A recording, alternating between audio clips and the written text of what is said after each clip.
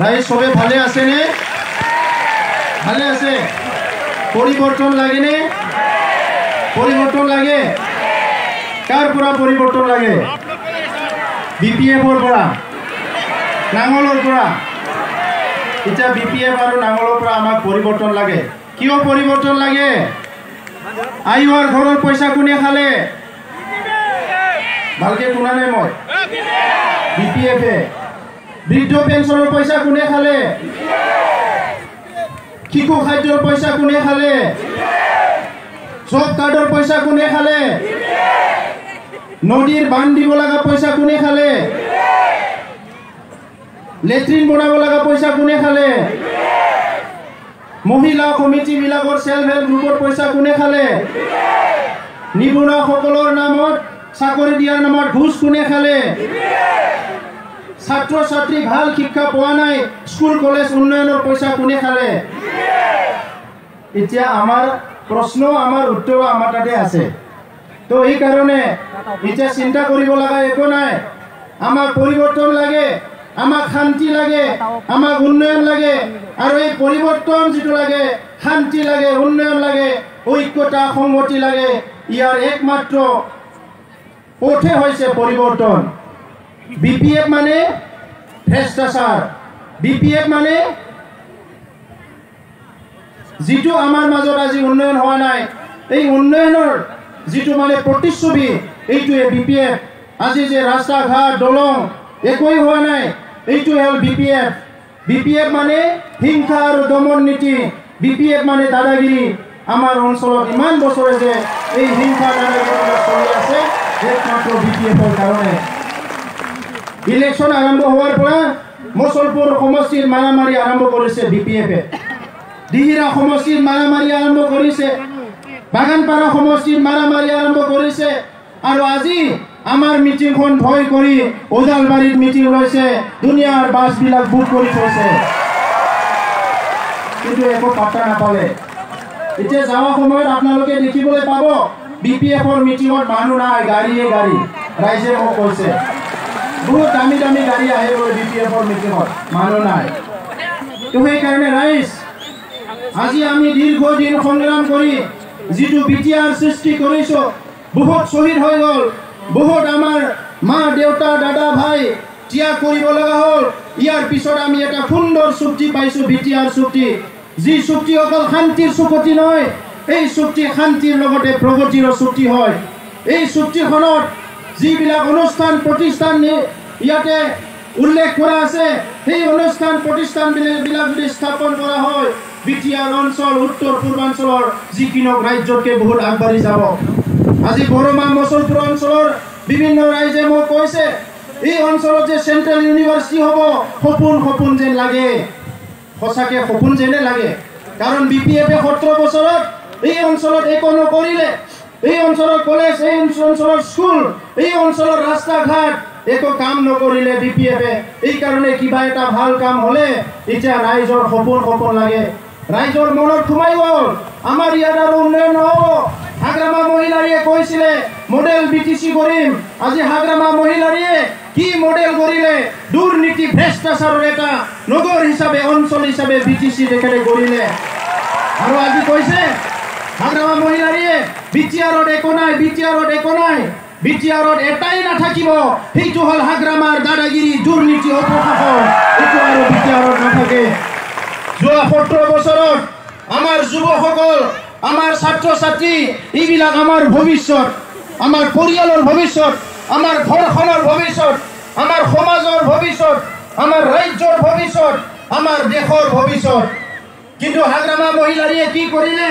সেই যুৱবিলাকক কেম্প বান্ধি বান্ধি থৈ দিলে, মদ খোৱালে, মাংস খোৱালে, আৰু নিজৰ মাজতে মাৰামাৰি কৰাবলৈ শিকিলে। ইয়াৰ বাহিৰে একো নকৰিলে। আৰু আমি UPPL কৈছোঁ, আমাৰ চৰকাৰ অহাৰ লগে লগে সেই মাৰামাৰি কৰা যুৱ কেম্পবিলাক বন্ধ হ'ব লাগিব। চবে শিক্ষাৰ কাম কৰিব লাগিব, খেতিৰ কাম কৰিব লাগিব, অৰ্থনীতি উন্নয়নৰ কাম কৰিব লাগিব, সমাজ গঢ়াৰ কাম কৰিব লাগিব, সকলো সমস্যাবিলাক সমাধান কৰাৰ কাম কৰিব লাগিব। আৰু ইয়াত কোনো হিংসা মাৰামাৰি নহ'ব। আমাৰ UPPLৰ লক্ষ্য হৈছে সকলো জাতি জনগোষ্ঠী একেলগে থাকিব লাগিব। প্ৰথম উদ্দেশ্য হৈছে ঐক্য সংগতি কৰিব লাগিব। দ্বিতীয় উদ্দেশ্য হৈছে সবে সুৰক্ষা নিৰাপত্তা পাব লাগিব। তৃতীয় উদ্দেশ্য হৈছে সকলো অধিকাৰ পাব লাগিব।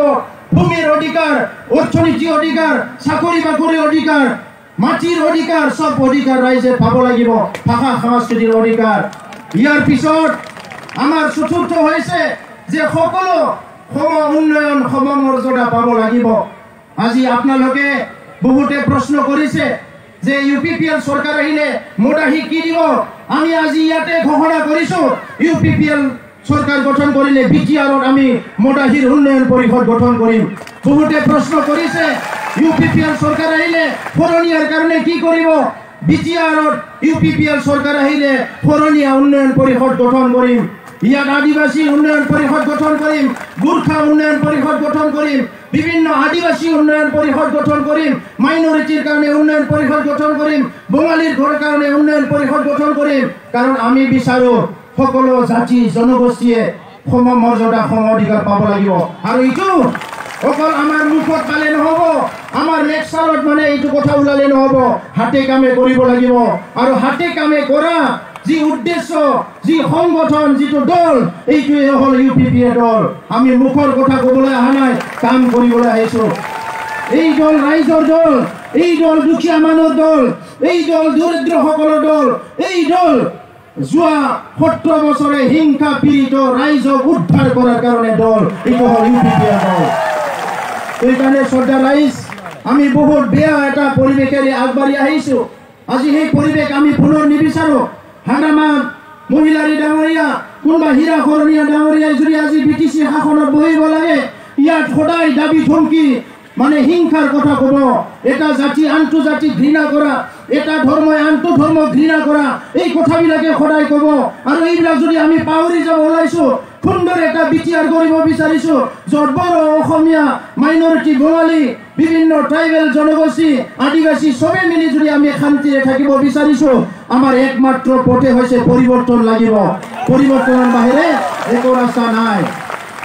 আমাৰ শিক্ষকসকলৰ আজি চাকৰি 99ৰ শিক্ষকসকলক 17 বছৰে BPF ঠগালে।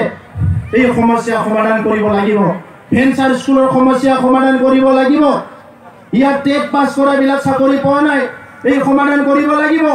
আৰু আমি ঠিক কৰিছো BTRত যিমান চাকৰি ওলাই ইয়াত 1 টকাও খাব নোৱাৰিব UPPL চৰকাৰৰ সময়ত। যিদিনা ইণ্টাৰভিউ হ'ব, সিদিনাই ৰিজাল্ট ওলাব আৰু সিদিনাই এপইণ্টমেণ্ট দিয়া হ'ব। ইয়াত কোনো দালালি নচলিব। PMYৰ ঘৰৰ নামত কোনোবা যদি UPPLৰ নেতা কৰ্মীবিলাক আঠানা চাৰে নাও হেৰাফেৰি কৰে, লগে লগে দলৰ পৰা ওলাই দিয়া হ'ব। ইয়াত কোনো ৰেহাই দিয়া নহ'ব। কাৰণ আমাৰ দুখীয়া মা দেউতাক ইমান বছৰে BPF ঠগাই আহিলে, ৰাইজে পৰিৱৰ্তন বিচাৰিছে, UPPLৰ দ্বাৰা পৰিৱৰ্তন বিচাৰিছে। গতিকে UPPL প্ৰত্যেকজন নেতা কৰ্মীক মই সাৱধান কৰিছো, সকীয়াই দিছো আৰু অনুকিয়াই দিছো যে আমি ৰাইজৰ কাৰণে কাম কৰিব লাগিব। পৰিৱৰ্তন আমাক লাগে। জব কাৰ্ড কেলেংকাৰী, আজিলৈকে বহুত জব কাৰ্ড BPFৰ মানুহৰ হাতত আছে। আৰু আমি ঠিক কৰিছো এই BPFৰ মানুহবিলাক ডিচেম্বৰত ফাৰ্ষ্ট উইক সেকেন্ড উইকত নিৰ্বাচন হ'ব, 15 তাৰিখৰ ভিতৰত চৰকাৰ হ'ব। ইয়াৰ আগতে যদি জব কাৰ্ডবিলাক ৰাইজক ঘূৰাই নেৰে, এজন এজন বিচাৰি জেলত ভৰা হ'ব। তাকো ৰেহাই দিয়া নহ'ব। TLCC চেয়াৰমেন হওক, BDO হওক, BTCৰ কোনোবা ছেক্ৰেটাৰী হওক, প্ৰত্যেকজনকে জেলত ভৰা হ'ব। অতি শীঘ্ৰে জব কাৰ্ড ৰাইজক ঘূৰাই দিয়ক। আমি সহ্য নকৰোঁ। আমাৰ গৰীব মানুহক ঠগাই ঠগ প্ৰবঞ্চনা কৰাটো আমি সহ্য নকৰোঁ। আৰু আজি তেখেতসকলৰ নিচিনা মদ ভাং যোৱা ৰাজনীতি কৰিবলৈ আনে আমি 5 বছৰত BPF 17 বছৰত কৰিব নোৱাৰা কাম আমি 5 বছৰত কৰিব আহিছোঁ। আৰু সেইকাৰণে ৰাইজ আমাৰ কাৰণে প্ৰত্যেকটো সময় মূল্যৱান। আৰু সেইকাৰণে আপোনালোকক কৈছোঁ যে আজি নিবনুৱা সমস্যা সমাধান কৰিব লাগিব। হাজাৰ হাজাৰ ডেকা ল'ৰা মাক দেউতাকে গৰু ছাগলী বিক্ৰী কৰি, মাটি বন্ধক থৈ, ধান বিক্ৰী কৰি ল'ৰা ছোৱালী পঢ়াইছে, MA BA পাছ কৰাইছে, চাকৰি নাই। কিন্তু সংস্থাপন দিব লাগিব। BPF কৈছে সংস্থাপন বোলে দিব নোৱাৰে। কিয় দিব নোৱাৰে? মানুহে কাম বিচাৰি আছে, কাম দিয়ক। আমাৰ ইমান ধুনীয়া মাটি আছে, ইমান ধুনীয়া বতাৰ আছে, ইমান ধুনীয়া বজাৰ আছে, আপুনি অলপ সহায় কৰকচোন। আমাৰ মহিলাসকলে বোৱনী শিপিনী কিমান কাম জানে, অলপতো আপুনি সহায় কৰক। সেইকাৰণে আমি কৈছোঁ ভাৰত চৰকাৰে প্ৰত্যেকটো চেল্ফ হেল্প গ্ৰুপক ৭৫,০০০ টকা দিব দিছে। আৰু সেই ৭৫,০০০ টকা ইউপিপিএল সৰকাৰ আহিলে আমি প্ৰত্যেকটো সেলফ হেল্প গ্ৰুপক ভাৰত সৰকাৰেৰ এই আঁচনিটো ৰূপায়ণ কৰিম কেসিসিৰ লোন সবে পাব লাগিব ভাৰত সৰকাৰে কৈছে ডাবলিং ফাৰ্মাৰ ইনকাম খেতিয়কৰ ইনকাম ডাবল হ'ব লাগে কেনেকে ডাবল হ'ব স্প্ৰে মেশিন আইছে বিপিএফ খাই দিছে ট্ৰেক্টৰ আইছে বিপিএফ খাই দিছে বীজ আইছে ভাল ভাল বীজ বিপিএফ খাই দিছে কোৰ পৰা ডাবলিং ফাৰ্মাৰ ইনকাম হ'ব এই কাৰণে আমি ঠিক কৰিছো আমাৰ সৰকাৰ আহিলে প্ৰত্যেকটো ভিসিডিসিটো আমি ফাৰ্ম মেশিনাৰি বেং কৰিম য'ত নেকি ট্ৰেক্টৰ থাকিব ধান কাটা মেশিন থাকিব সকলো খেতি কৰা সঁজুলি থাকিব আৰু আপোনালোকে বিনামূলীয়া লৈ যায় খেতি কৰিব পাৰিব এইটো ইউপিপিএলৰ মিছন প্ৰত্যেকটো সাৰ্কেলত এখন এখন স্কিল ডেভেলপমেন্ট সেন্টাৰ গড়া হ'ব য'ত নেকি আমাৰ নিবনুৱাসকলে আহি কম্পিউটাৰ শিক্ষাই হওক বিভিন্ন শিক্ষাই হওক ইয়াতে টেকনলজি শিক্ষাই হওক বিভিন্ন শিক্ষা লৈ পেলাই নিজকে সংস্থাপন কৰিব পাৰিব আৰু আমি যেটো সপোন ৰচিছো যে এই বিটিআৰ অঞ্চল আজি উত্তৰ পূৰ্বাঞ্চলৰ যিকিনো এটা ৰাজ্যকে অহা 5 বছৰৰ ওপৰত যাব লাগিব আমাৰ ল'ৰা ছোৱালী খেল ধেমালি বহুত এক্সপাৰ্ট আমাৰ ল'ৰা ছোৱালী কালচাৰত বহুত এক্সপাৰ্ট আমাৰ ল'ৰা ছোৱালী আজি শিক্ষাত বহুত এক্সপাৰ্ট ভাল টেলেন্টেড আছে কিন্তু সুবিধা নোপোৱাৰ কাৰণে সবে পিছ পৰি আছে তো এই কাৰণে সদা ৰাইজ আমাৰ বহুখিনি নেতা আছে মই দীঘলীয়া কথা ক'ব বিচৰা নাই এজন লিডাৰ এজন ৰাজনৈতিক নেতাই ইচ্ছা কৰিলে বহুত কাম কৰিব পাৰে আজি দিল্লীৰ চৰকাৰে যদি ডাঙৰ ডাঙৰ কাম কৰিব পাৰে গুৱাহাটীত বহি থকা চৰকাৰে যদি ডাঙৰ ডাঙৰ কাম কৰিব পাৰে আমাৰ কাউন্সিল গভৰ্ণমেণ্টে পাৰে যোৱা 17 বছৰত 6000 কোটিতকৈ অধিক টকা আহিল কিন্তু আজি প্ৰশ্ন কৰা নাই মানুহবিলাকে এই 6000 কোটি টকা ক'ত গ'ল এই 6000 কোটি টকা কোনবা অঞ্চলত আহিল কোনবা এই হাগ্ৰামাত আহিল কোনবা এই বিপিএফৰ নেতা পালি নেতাৰ পকেটত এই পইচাবিলাক হজম হল ৰাইজৰ কাৰণে কিন্তু একো নহল আজি না দুখ না বড়ৈ পাইছে না অসমীয়া পাইছে না কোনোৱে পাইছে কোনোৱে পোৱা নাই গতিকে আজি আমাৰ এটা সংগ্ৰাম নতুন এটা বিপ্লৱ এই বিপ্লৱত আমি পৰিৱৰ্তন আনিব লাগিব সমাজ গঢ়িব লাগিব প্ৰত্যেকখন গাঁও আদৰ্শ গাঁও গঢ়িব লাগিব আজি গাঁৱে ভূঞে যি সমস্যা আছে মন্দিৰ বনাব লাগে থানচালি বনাব লাগে বিভিন্ন গিৰ্জা বনাব লাগে মসজিদ বনাব লাগে যিবিলাক বনাব লগা আছে এইবিলাক নিৰ্মাণ কৰি সুস্থ সমাজ এটা গঢ়িব লাগিব পাগলাদিয়া নদী দিৰিং নদীৰ গৰাখহনীয়া ইফালে হাতীৰ উৎপাত কিমানখিনি সমস্যা আছে উত্তৰ অঞ্চলৰ খোৱা পানীৰ ব্যৱস্থা নাই কোকৰাঝাৰৰ পৰা ওদালগুৰিলৈকে এইখিনি কাম বিপিএফে কৰিব নোৱাৰিলে 17 বছৰত 15 বছৰে বিপিএফৰ কোনবা এজনে পিএইচসিৰ মন্ত্ৰী আছিল পানী যোগান মন্ত্ৰী কিন্তু পানী যোগান আঁচনি আনিব নোৱাৰিলে গতি দুৰ্ভাগ্যজনক কথা এতিয়াও মানুহবিলাক পানীৰ কাৰণে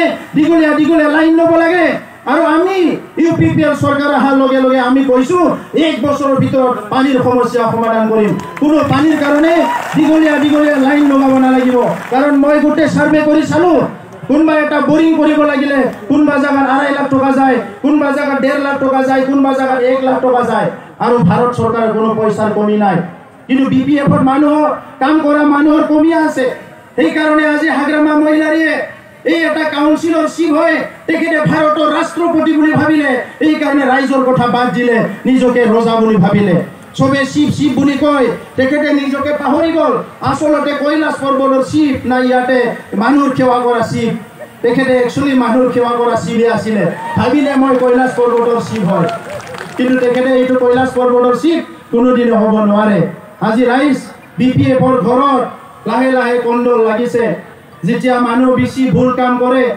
পাপ বুলি নকম মই যেতিয়া ৰাইজক ঠগ প্ৰবঞ্চনা কৰে দুখীয়া গৰীব মানুহৰ ভাতৰ মানে ভাত মুঠিখন কাঢ়ি লৈ যায় তেনেকা মানুহৰ মাজত এনেকা দুৰ্যোগ হয় আৰু বিপিএফত আজি এই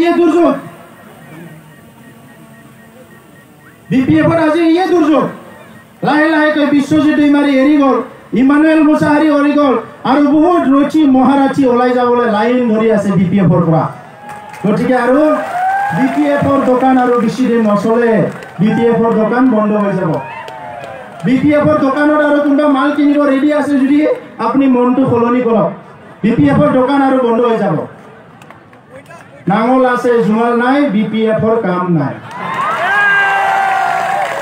হয়নে নাঙল আছে জোঙাল নাই নাঙল আছে জোঙাল নাই নাঙলটো ইয়াতে লৈ থৈ দিছে এই মানে পতাকাবিলাকত তাতে কোনো জোঙাল নাই গতিকে BPFৰ একো কাম নাই জোঙাল নহ'লে কে গুৰুৱে টানিব সেইকাৰণে সিদিনা কি কৰিছে আমাৰ অঞ্জলি বাইদেউ বিশ্বৰ মানে নাৰী জাতিৰ অধিকাৰৰ কথা কোৱা জেনেভাত যায় UN-ত যায় এই বাইদেউৰ সন্মুখতে মহিলা দুজনী গৰু বনাই পেলাই হাল মাৰিছে বাইদেৱে হাত চাপৰি মাৰি আছে ইমান লাজৰ কথা আমাকে কয় বাইদেৱে এইটো ভুল কৰিছে এতিয়া তেখেতসকলে ভুলতে ভুল কৰিছে ভুল কিয় নকৰিব মানুহৰ প্ৰতি তেখেতসকলৰ মৰম নাই সন্মান নাই সমস্যাৰ প্ৰতি তেখেতসকলৰ জ্ঞান নাই এই কাৰণে আজি তেখেতসকলে মানুহক শোষণ কৰিছে প্ৰবঞ্চনা কৰিছে ঠগবাজ কৰিছে আৰু দমন কৰিছে আৰু UPPLৰ প্ৰধান লক্ষ্য চৰকাৰ গঠন কৰিব লাগিব শান্তি প্ৰতিষ্ঠা কৰিব লাগিব দুৰ্নীতি অপশাসন গুচাই পেলাই হাগ্ৰামাৰ দাদাগিৰিটো চিৰদিনৰ কাৰণে বিদায় দি শান্তি প্ৰতিষ্ঠা কৰিব লাগিব এইখিনি কথাই ক'লো বিশ্ব দীঘলীয়া নকওঁ আপোনালোক সকলোকে নমস্কাৰ জনাইছোঁ।